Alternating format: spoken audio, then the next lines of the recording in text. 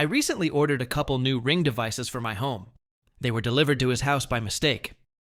I walked over to get my package and found that he had recently installed a Ring device in the front. I knocked on the door and explained that my package had been delivered to him by mistake and that I wanted it. He said he had no packages of mine. I showed him the pictures. I was sent via the app showing the packages at his front door with his address. He said to give him a moment. The man then proceeded to uninstall the Ring cameras from his home to give them to me. I explained that it would be useless to me as it is set up to his account, his Wi-Fi, and that I don't want him having access to my home or my family. I told him to replace or the police would get involved. He grumbled and left.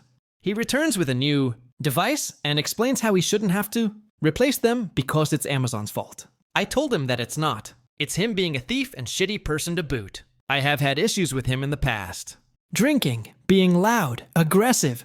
I'm at my wit's end. I don't want things to take a turn and something happen. So I ask, any advice on how I can make this relationship any better?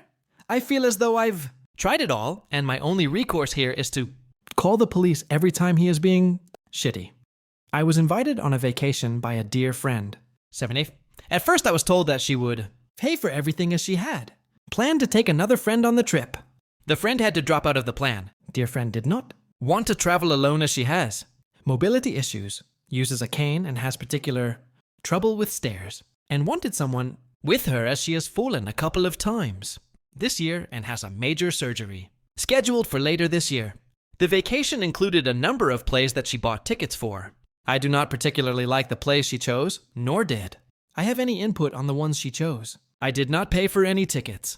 However, she enjoys them greatly, and I wanted to support her to the best of my ability. One of first arguments we had was over what time to meet up on the first day. Dear friend had told me 8:30 a.m., but called me at 700 a.m. expecting me to come immediately.